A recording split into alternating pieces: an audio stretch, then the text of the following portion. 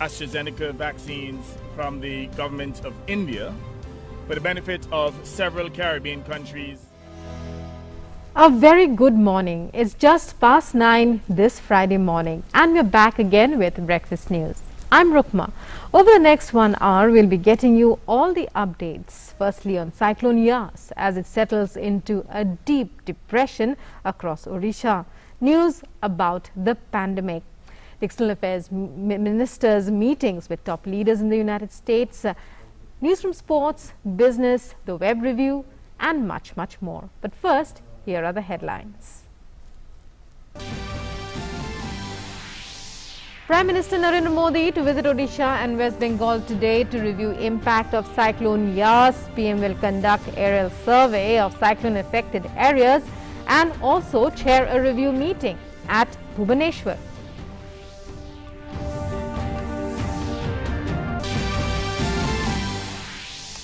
Niti Aayog member Dr. V.K. Paul clears the air over vaccination program, says India is engaged with Pfizer as they have indicated availability of vaccines in the coming months. Also says unfounded claims of India's COVID mortality figures are unsubstantiated.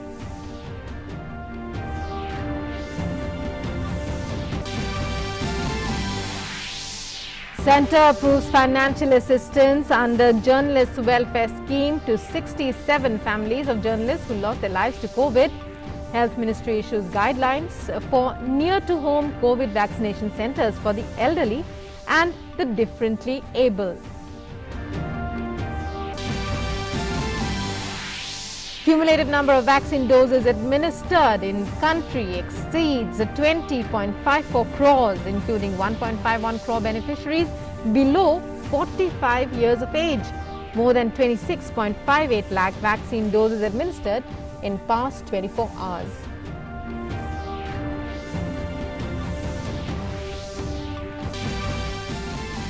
External Affairs Minister Dr. S. Jaishankar meets U.S. National Security Advisor Jake Sullivan and other top officials of the Biden administration. Discusses various global and bilateral issues including the COVID pandemic, Indo-Pacific and TRIPS. Syrian President Bashar al-Assad wins fourth term in office with 95.1% of votes. The win will extend Assad's rule over the war-torn country for another 7 years.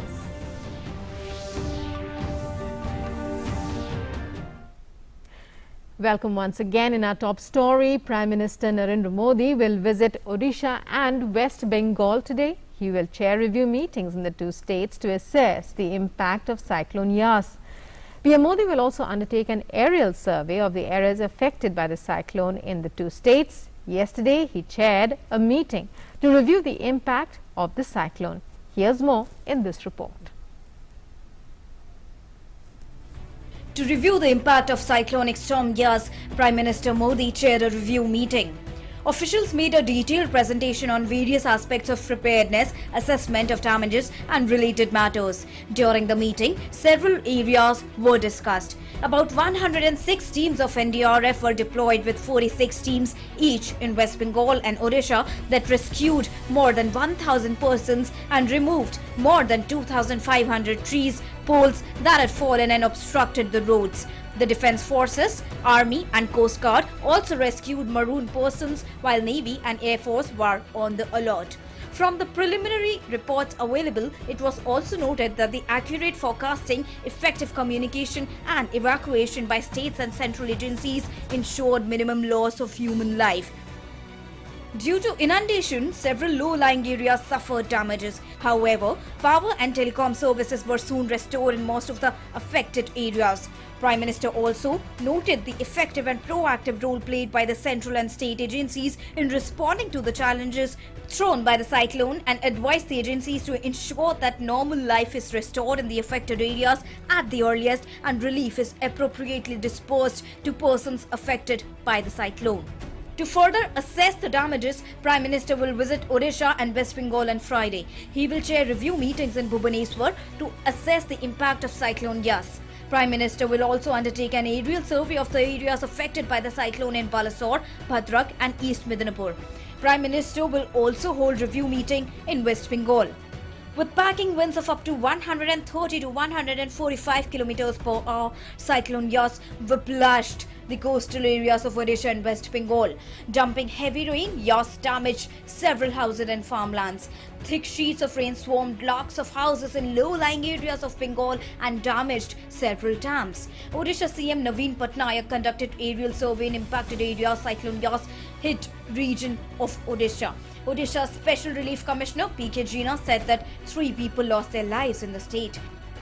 जिनका पक्का घर था, हम उसके contact में हैं। अगर चारों तरफ पानी हो जाएगा तो उनको कैसे खाना पहुंचे और कैसे सही ढंग से रहेंगे, उनका कोई दिक्कत ना होंगे, ये देखने के लिए। और कहीं जगह पर अगर रास्ता बंद है, कहीं पेड़ वगैरह गिर गया होगा तो इसको तुरंत हम इसको हटा के कैसे रेस्टोरेशन काम होगा, इसलिए हम बाहर अभी निकले हुए हैं। हम सब मिलकर एकजुट होकर काम करेंगे जैसे लोगों को तकलीफ ना हो। Relief and rescue work is underway by teams of NDRF in both affected states. National Disaster Response Force, along with state authorities, army and coast guards, are working to rescue people who've been stranded due to a surge in water levels in uprooted trees. Teams also carried out road clearance work where uprooted trees and blocked the roads. Along with this, a team of Red Cross has also distributed relief material and food packets. A team of the paramilitary force also rescued a mother and her newborn child from a flooded village in Balasore district of Odisha.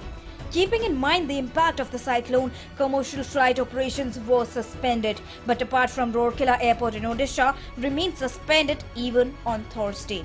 Alert was also issued in Patna and Darbhanga Airport, keeping in mind that the remnants of the cyclone will be felt in those states as well. After leaving a trail of destruction in Odisha and Bengal, the cyclone has now reached in Jharkhand as a deep depression.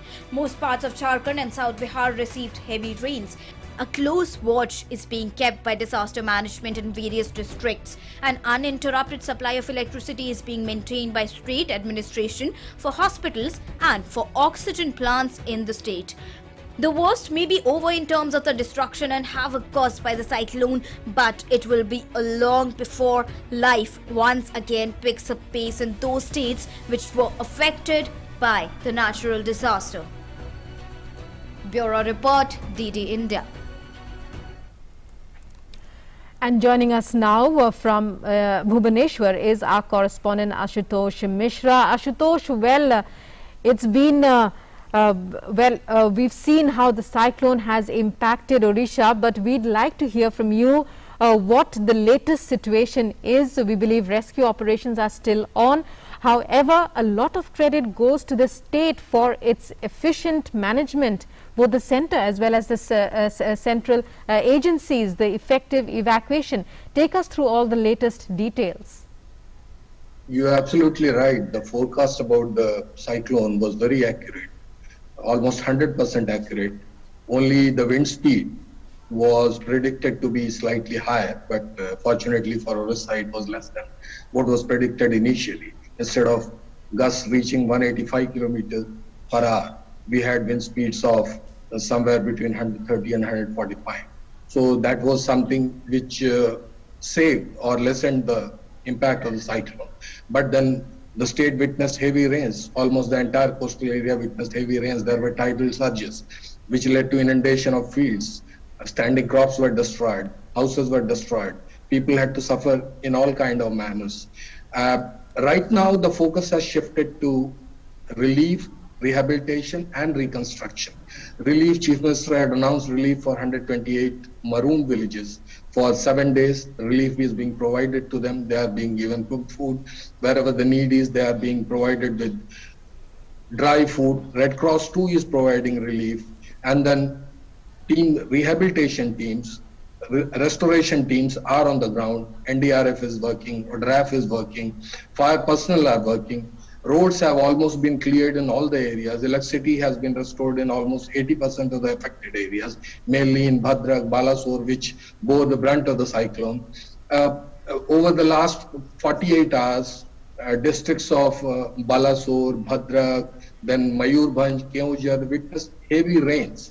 Baitarani, the river Baitarani's level rose alarmingly, and there is still a flood perception. In fact, water has entered some of the low-lying areas in Bhadrak, in Keonjhar, but then district collectors are alert, they are taking care of that, and some people have been evacuated to safety. So the situation is fully under control. The cyclone caused heavy damage, of course, and that damage is still being assessed. I'm pretty sure officials have made a preliminary estimate of the damage, and when the Prime Minister arrives at the airport and he holds a review meeting with them, and they'll be briefing him about that. And we are also expecting some announcement from the Prime Minister, like last time when he came in the wake of cyclone Amphan. He had announced rupees 500 crore interim relief immediately. And when he went back, a central team came to assess the damages. The same thing might happen this time. So the state has suffered. In fact, Odisha has been at the receiving end of natural disasters for several decades. In 1999, we had a super cyclone. Then we had several other cyclones, Phylane, Hudhud, then we had Fani, then last year we had Amphan. So we have experience of that, but every cyclone leaves an impact on state's economy. Fortunately for Odisha and other states which have been suffering in this manner, Centre has been very generous in assisting them financially. Even when Fani had hit the state, Centre had given around 4,000 crore. So the state expects the same kind of generosity, and I'm pretty sure Prime Minister will extend. He has extended a helping hand. Centre has always done that, and this time also the state expects the same. Right, Ashutosh, when we talk about the Prime Minister's visit, yesterday he stressed upon relief and rescue operations, he stressed on restoration of services, but when we talk about, how much would you say that people are marooned, how much, so in that context, what would be the issues that would be placed before the Prime Minister by officials today? The most important issue to be placed before is this concern about people who are still marooned, and the flooding of massive areas. Flooding was caused because of two reasons. One, the huge tidal surges caused by the cyclone, and second, because of the heavy downpour. These two things led to flooding of residential areas and flooding of fields, and with standing crops being destroyed. Standing crops have been destroyed extensively in many areas. So this remains a matter of concern, and this will certainly be placed before the Prime Minister. Then some property has suffered damages. Infrastructure has suffered some damage, though the damage was not to the extent that was anticipated, because the velocity of wind was less than what was initially anticipated. So these things will be put before the Prime Minister, and he'll have his views on that. State officials drawn from different departments, mainly agriculture, then electricity, power department, all these people will brief the Prime Minister. He'll be given a clear picture about what has happened. Right. Thank you so much, Ashutosh, for joining us with those detailed inputs, and we now go across to our correspondent Anibrato from Kolkata, who joins us on the phone line for more details. Anibrato, the Prime Minister is expected to visit West Bengal today for an area. He'll be taking an aerial survey. There also could very likely be a meeting with top officials. But when we talk about the primary focus now of the operations there, give us an overview of the situation. Yeah, Rukma, as you know, as this severe cyclone Yash barreled through the eastern coastal belt of India, and it bypassed West Bengal, but several districts that are in the core area of it were largely affected. It wreaked havoc on particularly in the East Midnapur district, and Digha was largely affected. Not only Digha, in several other coastal areas that were largely affected here in Bengal. And the thing is that, as you know, the Prime Minister yesterday held a high-power meeting and asked the district, the state officials to make all arrangements so that the affected persons can be rehabilitated as soon as possible. Chief Minister Mamata Banerjee yesterday said that the 1 crore people were affected, and nearly 3 lakh houses were damaged. And it caused, a heavy damage on the cropping field.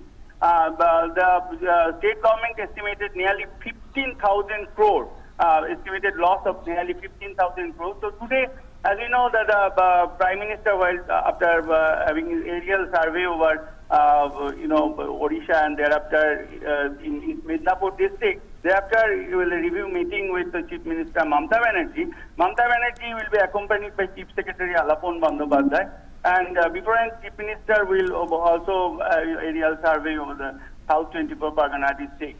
And thereafter, this review meeting will be at Kalaikunda Air Base in Midnapur. The thing is that, as it is known that the Chief Minister Mamata Banerjee will place before the Prime Minister of the estimated loss that is there. Although these laws are primarily being estimated, there is a hardcore fact of it. But the thing is that what happens thereafter, soon after the meeting happens to take place with the Prime Minister. Right, and when we talk about the worst affected areas, what are the major concerns of rescue teams, both central as well as state agencies? What kind of damage has been caused? We believe that the damage is not so much in Kolkata as it is in other certain coastal areas. Yeah, exactly. Because as you know, this time the main objective of the administration here, the state administration, was to minimize the loss of property and loss of life, and that was largely being done because large-scale precautionary measures were taken. People were lying in the coastal areas. They were taken to the secure shelter from these thatched houses and the kasha houses. But as you know, Digha was largely affected because it caused havoc in Digha. There is a tourist destination. And mud embankment that were there in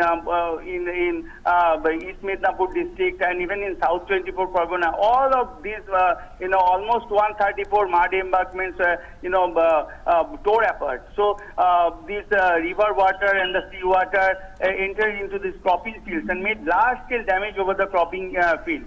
Particularly, this is a high time of the cutting paddy, and also these two districts are also famous for this betel leaf plantation.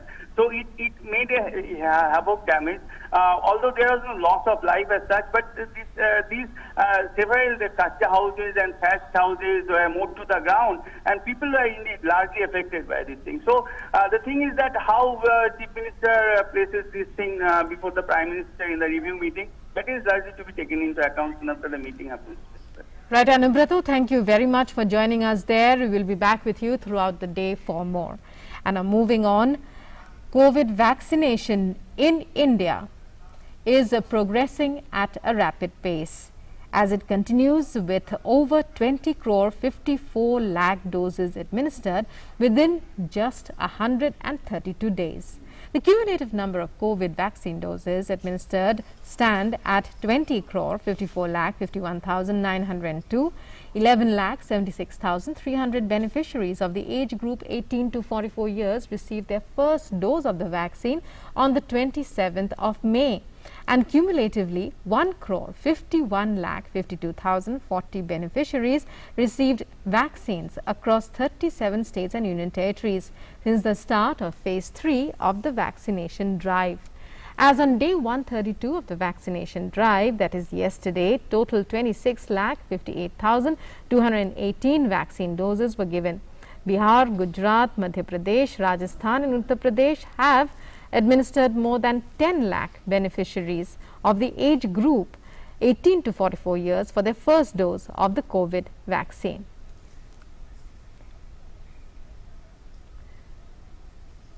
Meanwhile, tests for COVID-19 are on in full swing. As per the ICMR, or Indian Council of Medical Research, 20 lakh 70,508 tests have been conducted in the past 24 hours. So far, 33 crore 90 lakh 39,861 tests have been conducted in the country.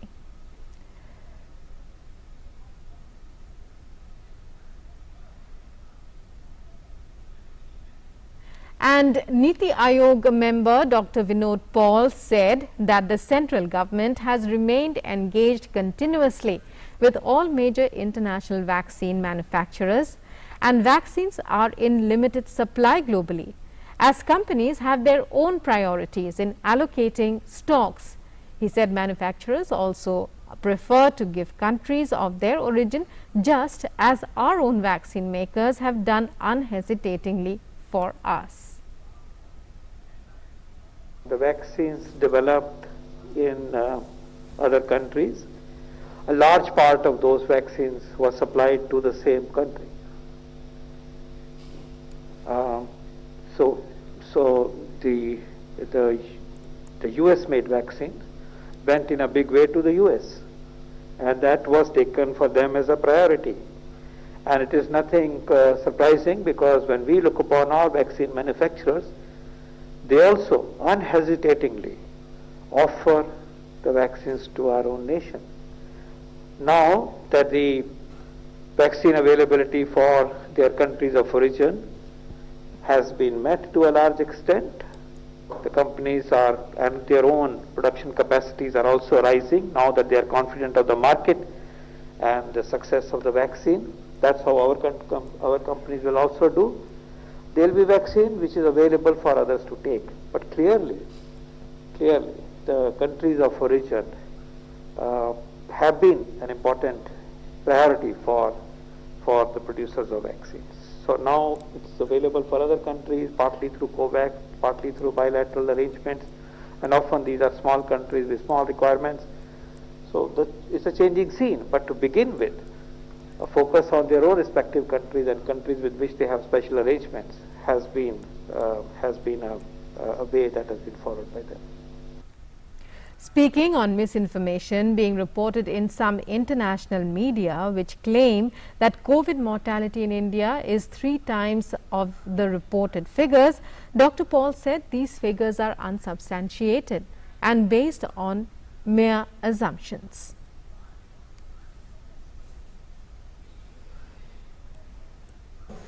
The problem arises when they put certain numbers as mortality, which they pick up from the blue. There is no basis for picking up, a factor of 0.3% infection fatality rate or 0.6. Suddenly they do multiple scenarios and an overwhelming number comes up.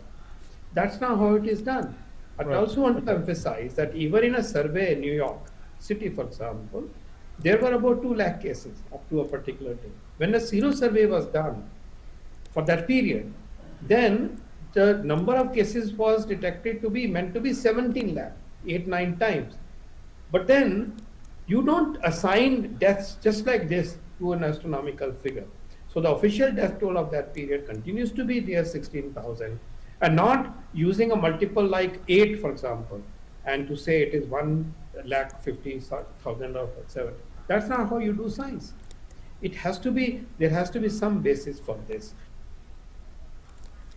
In a suo motu move, the Ministry of Information and Broadcasting and Press Information Bureau, under the guidance of Minister of Information and Broadcasting, Prakash Javadekar, have compiled and collated details of journalists who lost their lives due to the pandemic in the years 2020 and 2021. They have started a special drive to provide assistance to the families of journalists who lost their lives under the Journalist Welfare Scheme. The central government has approved a proposal of Journalist Welfare Scheme Committee headed by Amit Khare, Secretary, Ministry of Information and Broadcasting, to provide financial relief of 5 lakh rupees to each of the families of 26 journalists who died due to COVID-19 in the financial year 2020-21. And the central government provided such assistance to 41 families of the journalists deceased due to COVID, taking the total number to 67. The committee expressed deep condolences to the families of the journalists affected due to COVID.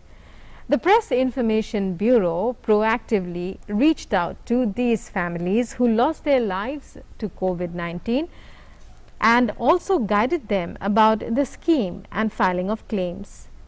The committee also decided to hold JWS meetings on a weekly basis so that applications of financial assistance under JWS can be processed expeditiously.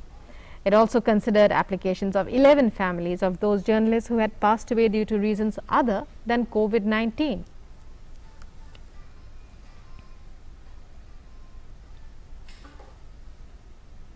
Amid the current status of COVID-19 across the country, Ministry of Home Affairs has released an order on COVID containment measures. As per the latest order, the COVID-19 containment measures as outlined by the Ministry of Health and Family Welfare on 25th April will remain in force till 30th June 2021 across the country. The order released on Thursday by Ministry of Home Affairs says that to ensure compliance to the containment measures for COVID-19 conveyed by the Ministry of Health and Family Welfare dated 25th April 2021, the containment measures will continue to remain in force up to the 30th of June 2021. The decision has been taken considering the current situation of COVID-19 across the country, exercising the powers conferred under Disaster Management Act 2005.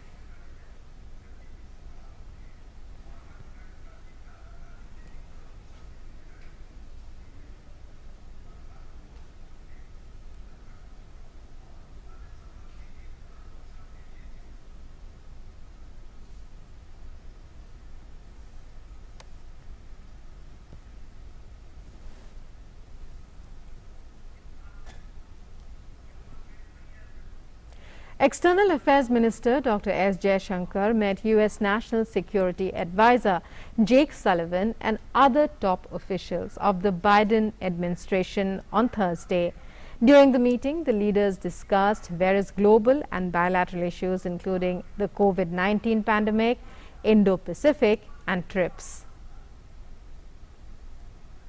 After the meeting, the External Affairs Minister tweeted, and I quote, "Pleased to meet NSA Jake Sullivan. Wide-ranging discussions, including on Indo-Pacific and Afghanistan, conveyed appreciation for U.S. solidarity in addressing the COVID challenge. India-U.S. vaccine partnership can make a real difference."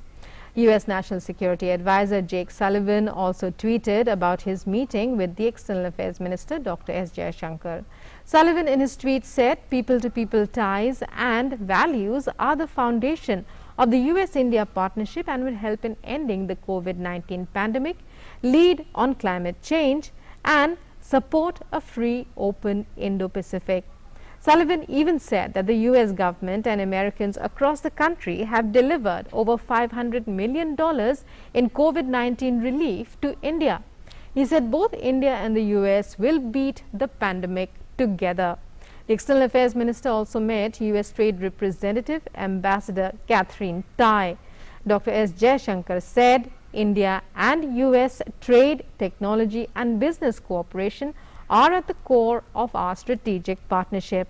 He said enhancing them is vital to post-COVID economic recovery. Dr. Jaishankar also met co-chairs of House India Caucus, Congressman Brad Sherman and Steve Chabot. The EAM said the U.S. Congress has been a tremendous pillar of support as India meets the COVID challenge. He also spoke to Chairman, House of Foreign Affairs Committee and Ranking Member and discussed developments pertaining to Quad and cooperation on vaccines. External Affairs Minister Dr. S. Jaishankar also met Director of National Intelligence Avril Haines. After the meeting, the EAM tweeted that he looks forward to working closely together to address contemporary security challenges and advance the strategic partnership between the two countries.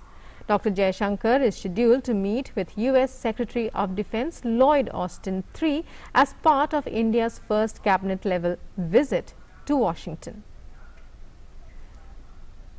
And joining us now is our correspondent Abhishek Jha for more details and take us through the important highlights of all the meetings that the External Affairs Minister is having in his visit there to Washington. First of all, take us through the significance, the importance of this visit from India's point of view. Rukma, this visit comes after, this is actually the first cabinet level visit after the Biden administration has come in USA, and in that light it is very important because the External Affairs Minister is also responsible for India's outreach, global outreach, strategic outreach, and of course in the matters of defense and other related issues. He is the person, the nodal person, and so now when he is visiting USA, he has been engaging in all those officials who concern these specific segments.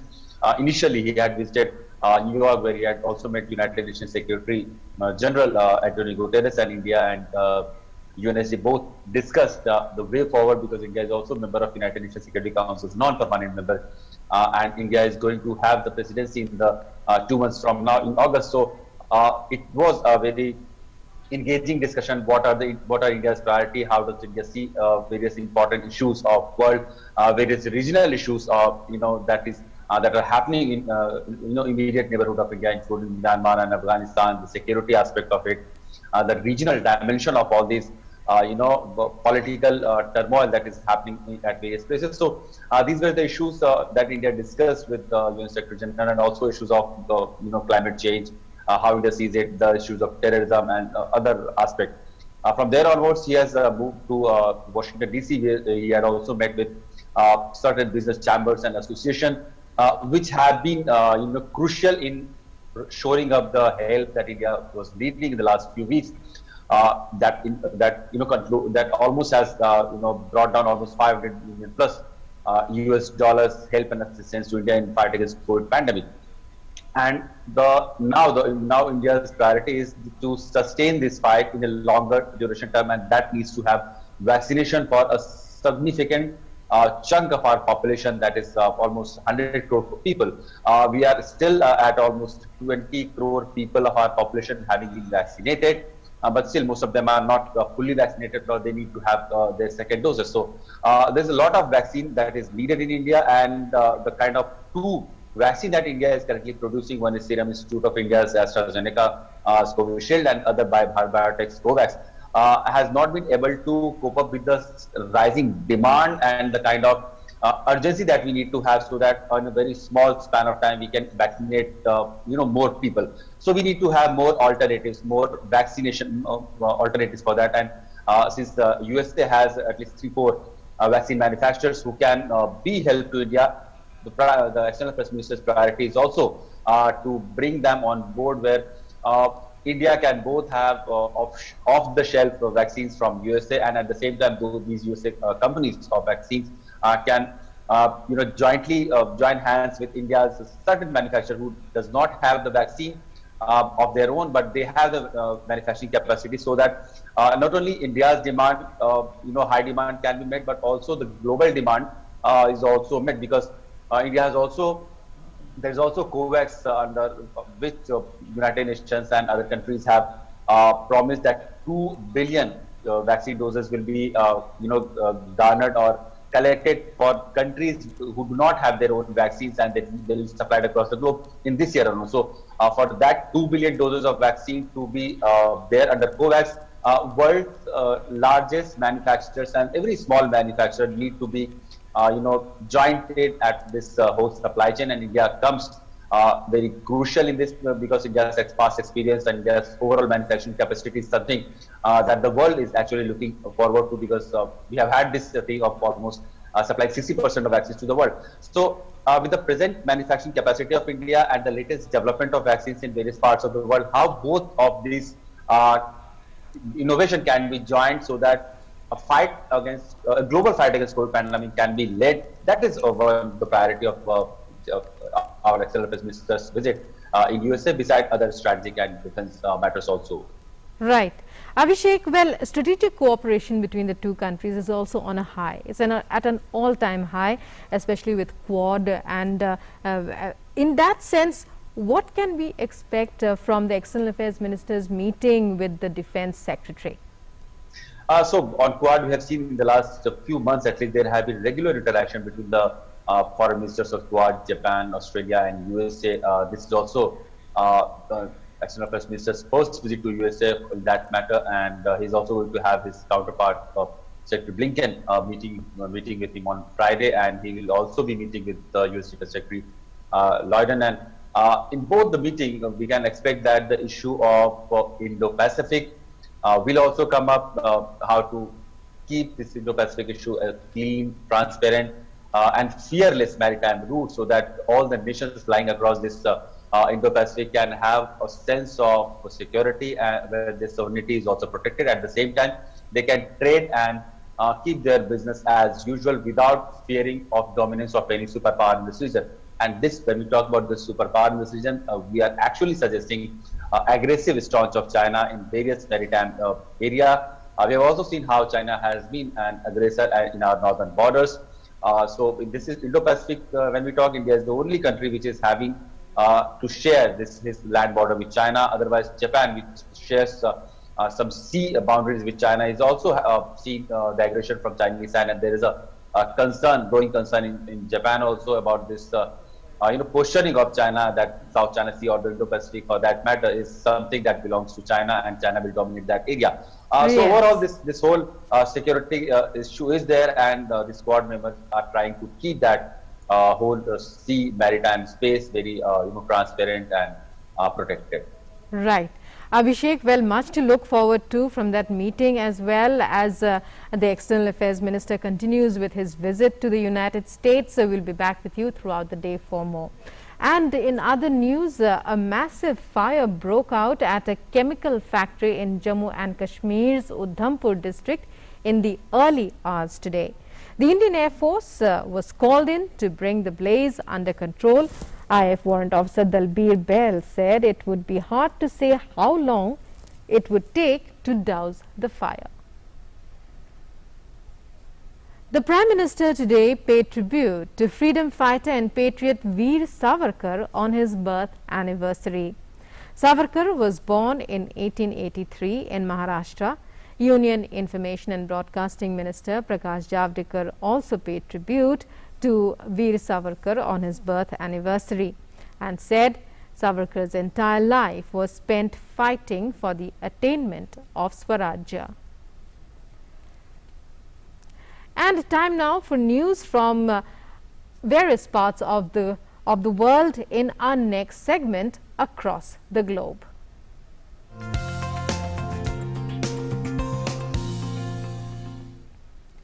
We begin by taking a look at COVID updates from across the world. As the world continues to fight the pandemic, so far more than 16 crore 96 lakh 16,000 people have tested positive for COVID-19. The number of recoveries stands at over 15 crore 13 lakh 27,000 globally. The deadly virus has claimed the lives of more than 35 lakh 25,000 people worldwide. The US still continues to report the maximum number of COVID cases. As many as 3 crore 39 lakh 99,000 people have tested positive for COVID in the United States so far, while cases of COVID-19 have been reported in the country so far, with more than 6 lakh 7,000 dying of the virus in the country.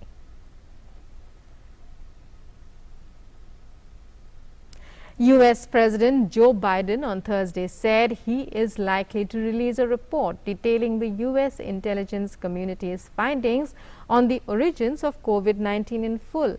Biden, in a statement on Wednesday, said he ordered aides to find answers on COVID's origins, adding that US intelligence agencies are pursuing rival theories, potentially including the possibility of a lab accident in China.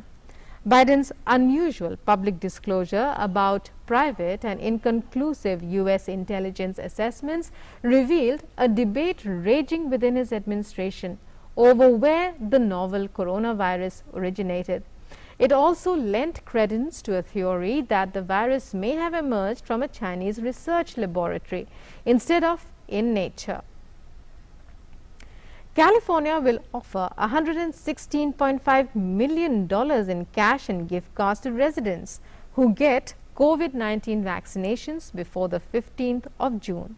The move by Democratic Governor Gavin Newsom is part of an effort to boost vaccinations as the state prepares to fully reopen its economy on the 15th of June. 10 Californians who were inoculated before that date stand to win lottery-style prizes of $1.5 million apiece, while another 30 will each win $50,000.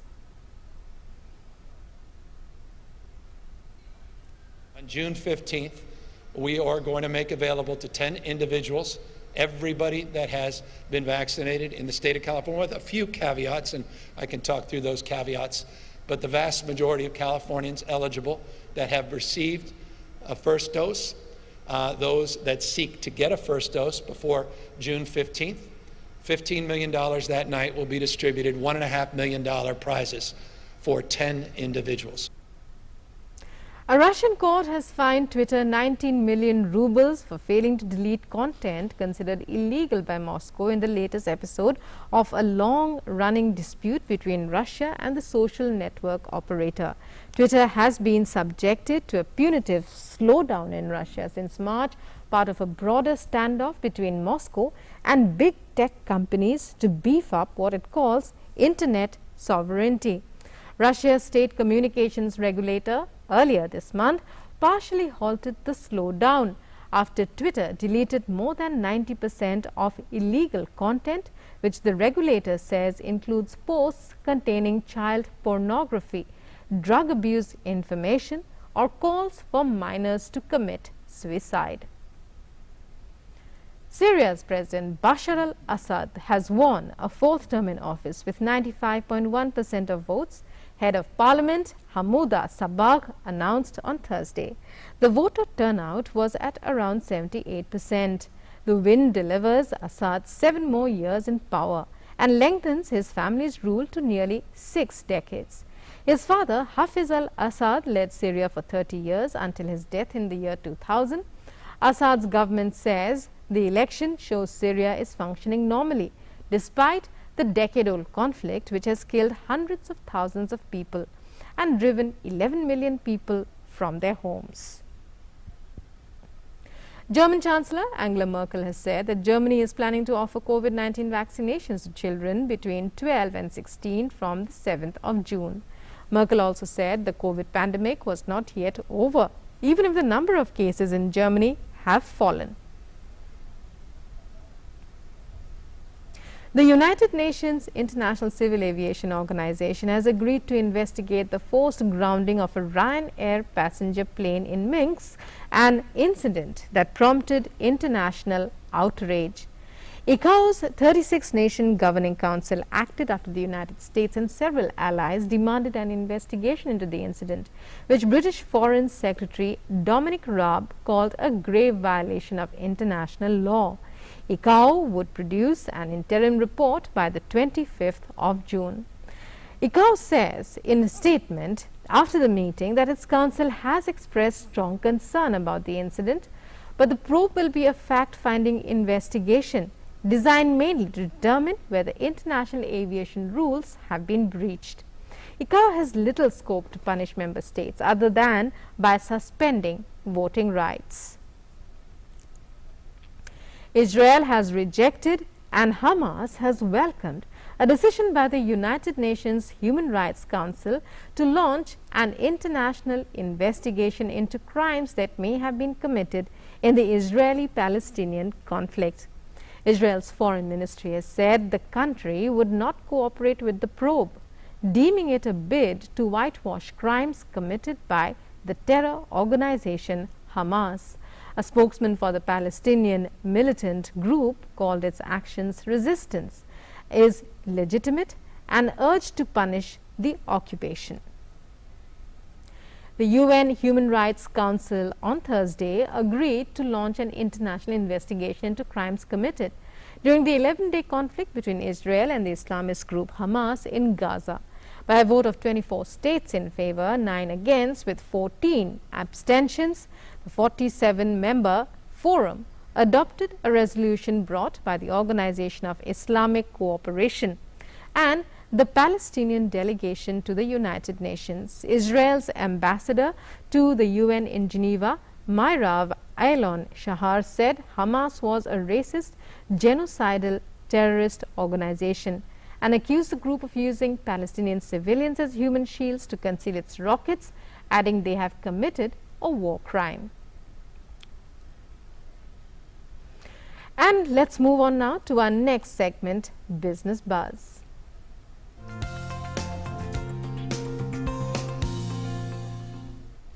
Union Finance Minister Nirmala Sitharaman will chair the 43rd Goods and Services Tax Council meeting via video conferencing today. The council is meeting for the first time in nearly 8 months. The meeting will be attended by Minister of State for Finance Anurag Thakur, Finance Ministers of States and Union Territories and senior officers from Union Government, and the states will also participate in the meeting. The GST Council is likely to discuss key issues including compensation to states, tax waivers on various medicines, medical devices and health services amid the second wave of the COVID-19 pandemic.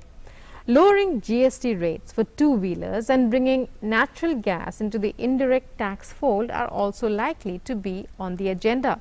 The GST Council's meeting, the first this year, comes at a time when India is reeling under the second wave of coronavirus infections that have derailed the country's economic recovery.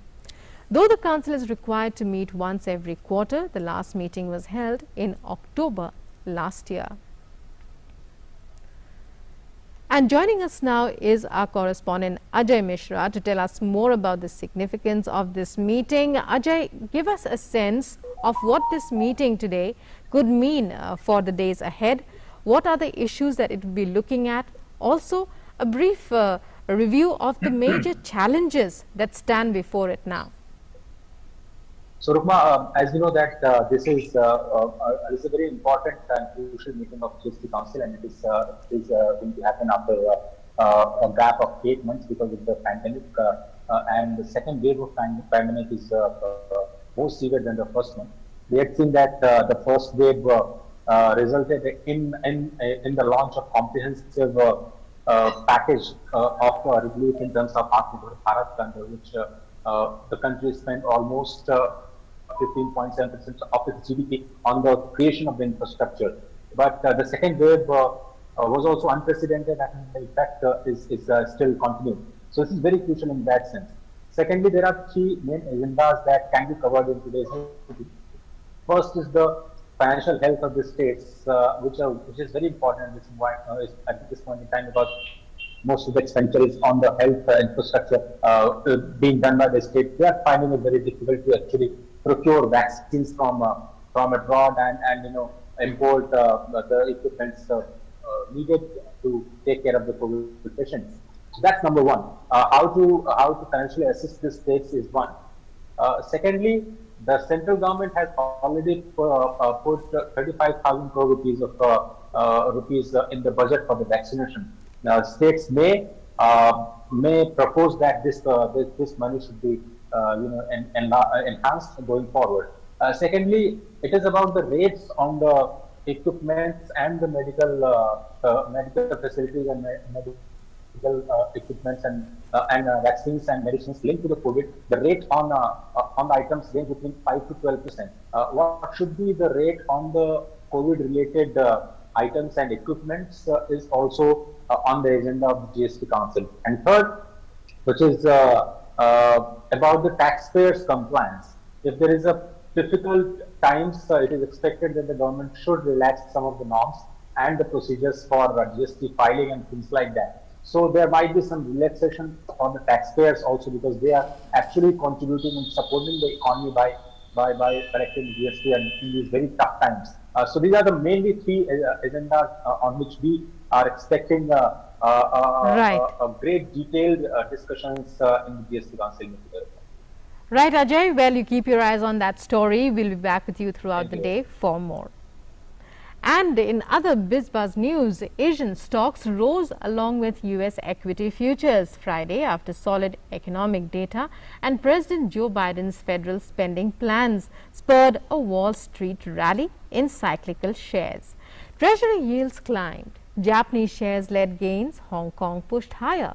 US stocks advanced slightly on Thursday as data showing improvement in the labor market helped bolster expectations in the economic recovery and spurred a minor rotation towards stocks seen as more likely to benefit from the rebound.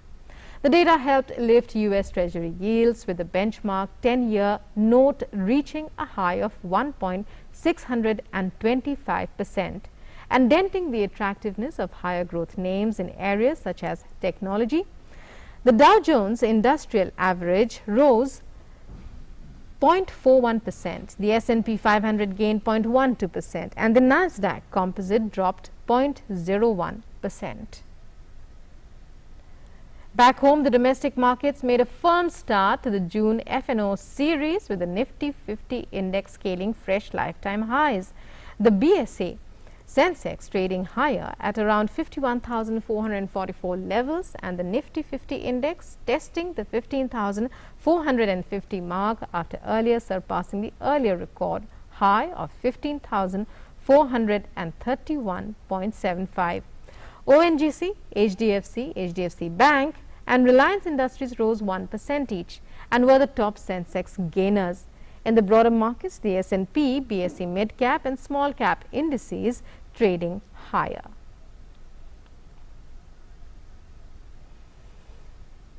And time now for the web review.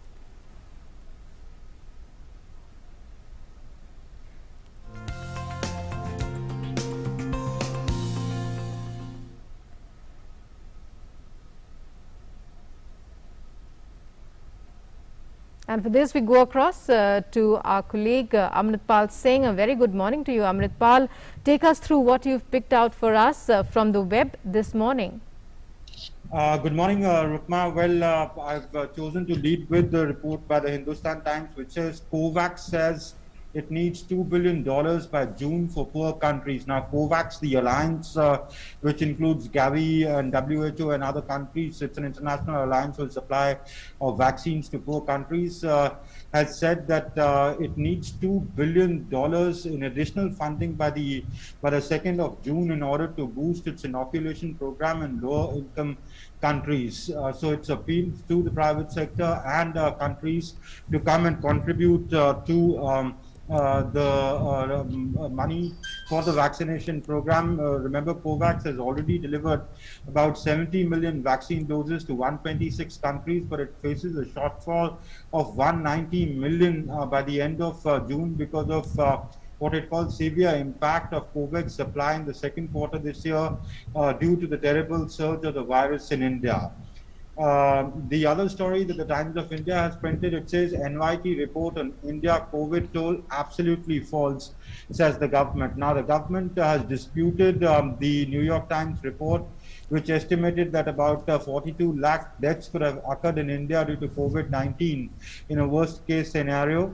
Which is about 13.3 times the official figure that the government puts out to be, which is 3,15,235. Now, V.K. Paul, the member of the Niti Aayog, member health of Niti Aayog, yesterday, along with the Joint Secretary in the Health Ministry, Love Agarwal, issued a rebuttal to NYT's report, saying that their estimates are totally baseless and their assumptions are not backed by evidence, and therefore the report is incorrect. They said they've arbitrarily calculated the mortality rate for the incidence of infection in the country. The Times of India has printed a report saying India skips UNHRC vote on Israel probe. Now, India yesterday refrained from voting or abstained from voting at the UN Human Rights Council's resolution establishing a commission of inquiry to investigate alleged human rights violations and abuses in occupied Palestinian territory, including East Jerusalem in Israel. This vote was adopted. This resolution was adopted by 24 countries voting in favor and 9 against. India was among the 14 countries who abstained from voting, though India made statements before during the debate that the party should show restraint and desist from actions to aggravate tensions, and any further attempts to unilaterally change the existing status quo, including in East Jerusalem and its neighborhoods, should be desisted from. The Hindustan Times prints a report saying Mehul Choksi's repatriation stayed by Dominica court. Government's sovereign decision, says Antigua Prime Minister. Now, a court yesterday put a stay on repatriation of fugitive Mehul Choksi after a habeas corpus petition was filed there, saying that he was denied legal rights. The matter will be heard in a few hours from now again. And if an extradition happens, it will happen to Antigua and not to India, because Dominica does not have an extradition treaty with India, and secondly, if Mehul Choksi has come from Antigua to Dominica, so the court will repatriate back if the court decides so. to Antigua and not to India. So that's what's made it to the newspapers and web portals this morning. It's back to you, Rukma. Well, thank you very much, Amritpal, for joining us there. Take care and stay safe. And time now for some sports news in our next segment, Sports Track.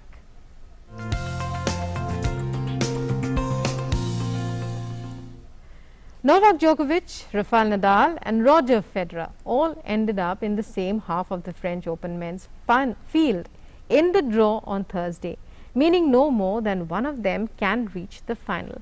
The three most successful players in the history of the men's game have won 17 of the last 20 Grand Slam titles between them, and Federer and Djokovic are on a quarter-final collision course.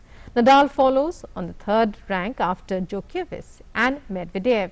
In the first round, Nadal will face Alexei Popyrin of Australia, while top seed Djokovic will start his campaign against Sandgreen of America. Federer, who did not participate in the competition due to an injury last year, will have to face a qualifier in the first round.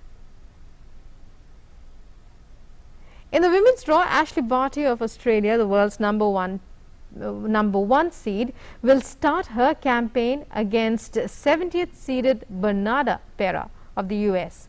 Second seeded Naomi Osaka of Japan will face Patricia Maria of Romania in the first round. Defending champion Iga Swiatek will start her campaign against Kaha Yuvan, while last year's runner-up Sofia Kenin, the fourth seed, faces 2017 champion Yelena Ostapenko. The competition starts on Sunday.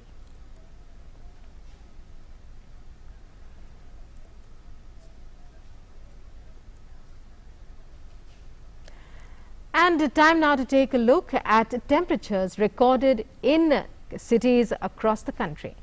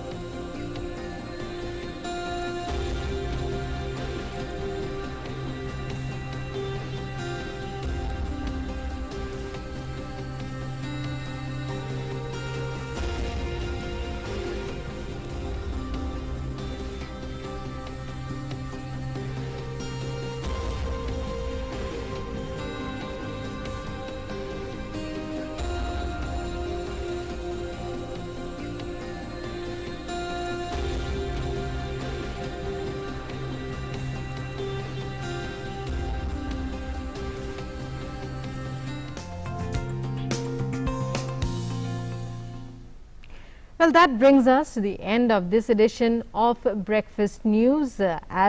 Another new day begins, we'd like to tell our viewers, to remind our viewers once again that the battle against COVID continues. So don't forget, wear a mask as you go out into the world, as you go out about your work today, as you step out of the home.